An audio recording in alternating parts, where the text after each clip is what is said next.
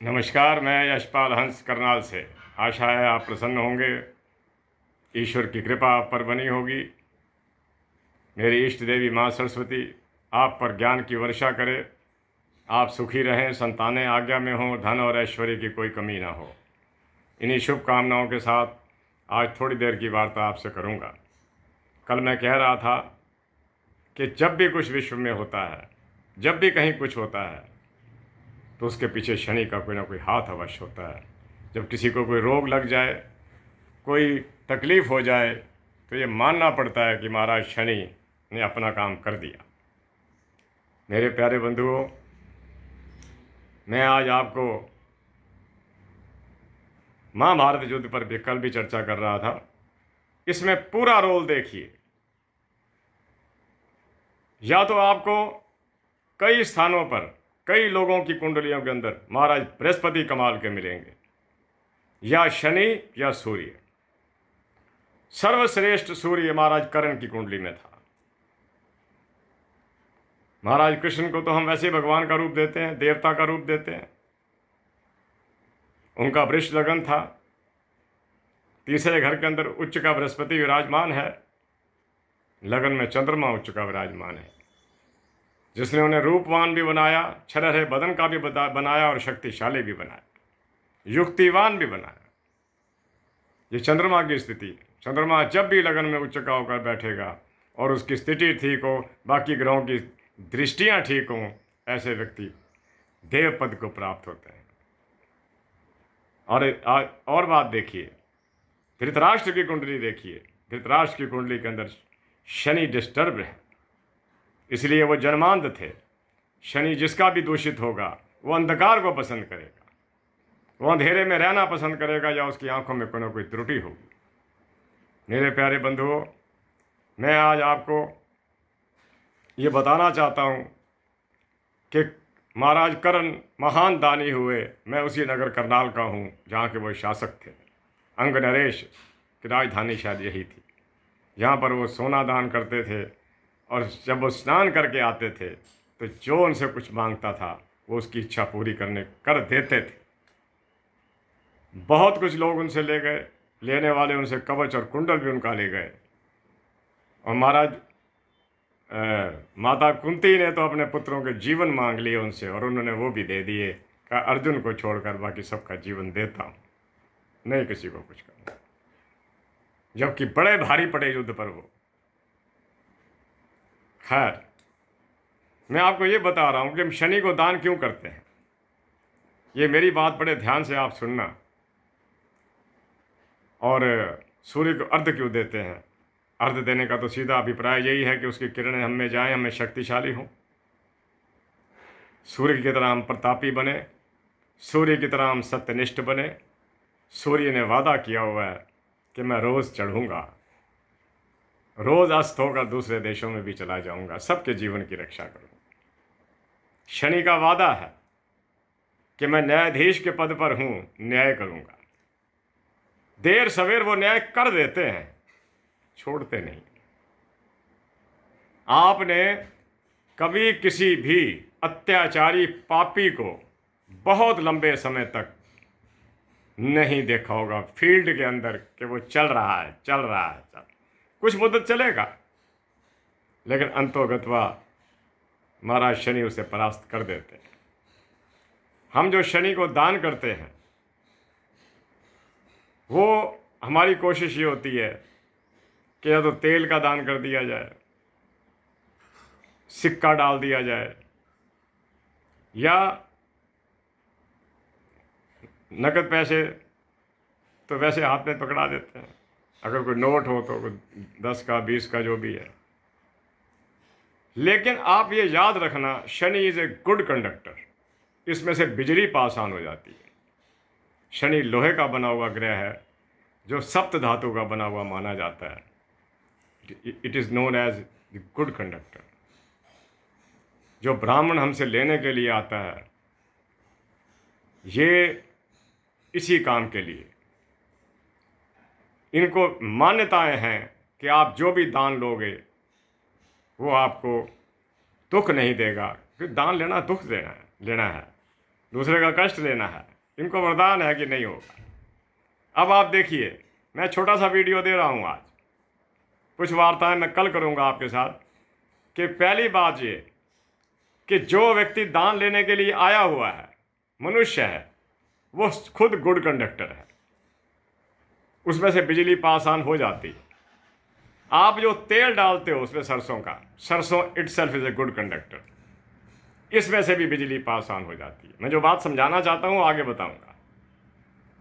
आप सिक्का डालते हो, सिक्का भी गुड कंडक्टर है, तेल भी गुड कंडक्टर है, लेने वाला भी गुड कंडक्टर है। जो वो लोहे का पात्र लिए खड़ा है तेल से भरा हुआ, वो भी गुड कंडक्टर, उसमें से भी बिजली निकल जाती है। आप जो दे रहे हो, आप खुद गुड कंडक्टर हो। आप अपने दुखों को निवारण करने के लिए उसको दान देते हो, और वो गुड कंडक्टर है। गुड कंडक्टर से मेरा अभिप्राय समझ है, जिसमें से बिजली निकल जाए, पास ऑन हो जाए, जैसे बिजली की तारों में लगी होती हैं तारें। गुड कंडक्टर, वो भी गुड कंडक्टर, जो चीज़ों में ले रहा है वो भी गुड कंडक्टर, देने वाला भी गुड कंडक्टर। लेकिन हम एक चीज़ भूल जाते हैं, आइंदा ना भूलना। जब आप उसको कुछ देते हो, आप उस ब्राह्मण से कहो कि अपनी एक जुत्ती उतार दे, ज़मीन से अर्थ कर दे उसे। ये बड़ा मूल्यवान चैप्टर मैं लेकर आया हूँ आज। एक चप्पल उसकी उतरी होनी चाहिए और पैर ज़मीन पर होना चाहिए, ताकि दिया हुआ सारा कुछ जो आप दुख दे रहे हैं, दुख रूपांतरित करके आप उसे दान के रूप में दे रहे हैं, वो अर्थ हो जाए। जब करंट अर्थ हो जाता है, दुखों का नाश हो जाता है। आप ये करना, आप बिल्कुल ये करना। मैं तो करता हूं, यद्यपि जिसको मैं देता था उसको पहले ही पता था, लेकिन वो उतारता नहीं था।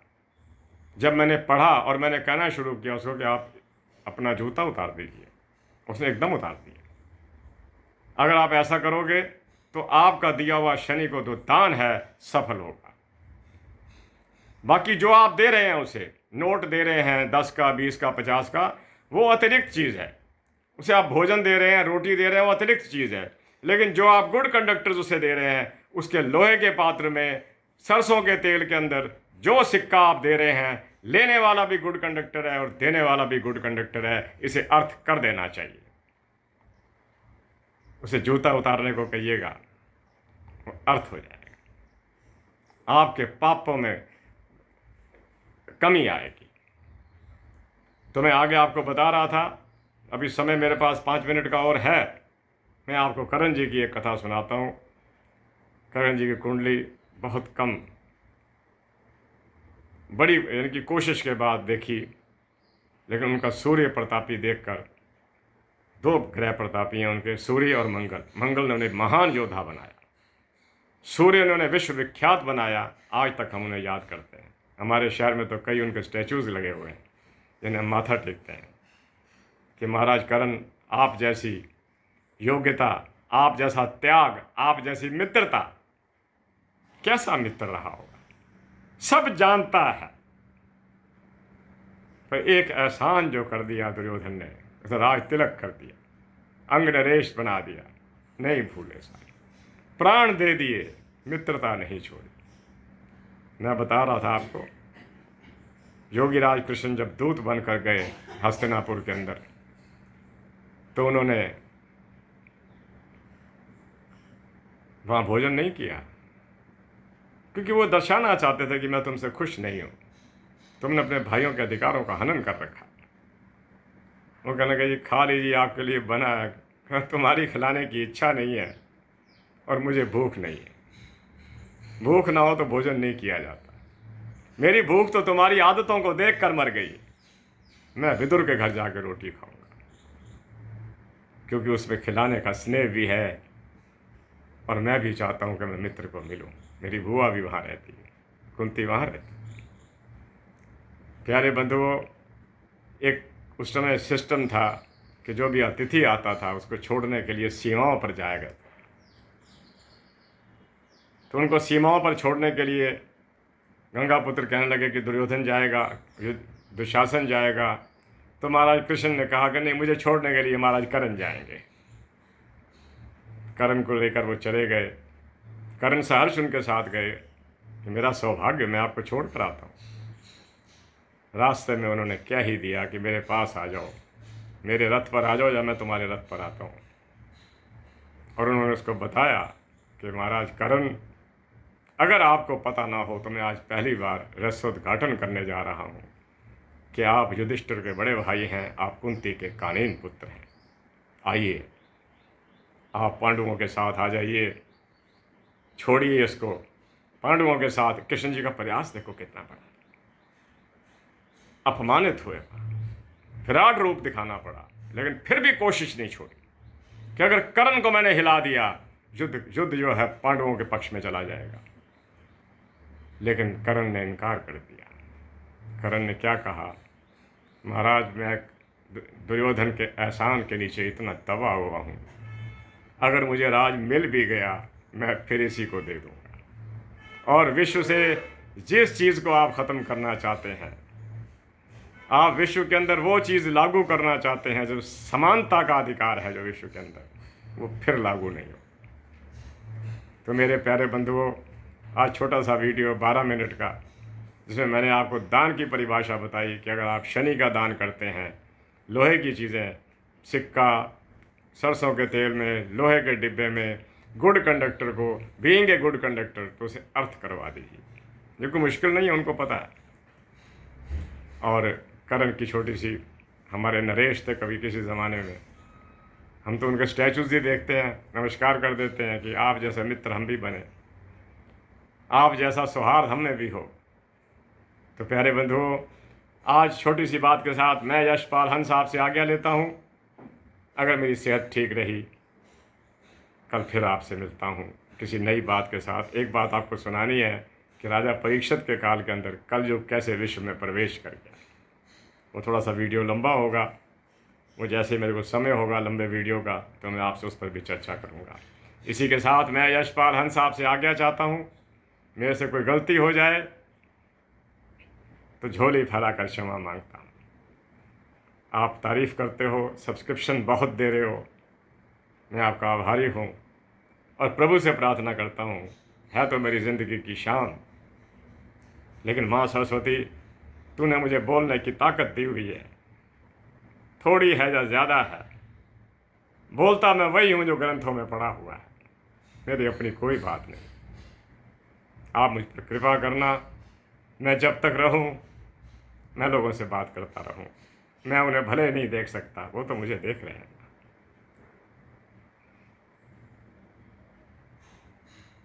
जय जगत, जय भारत, नमस्ते, नमस्कार।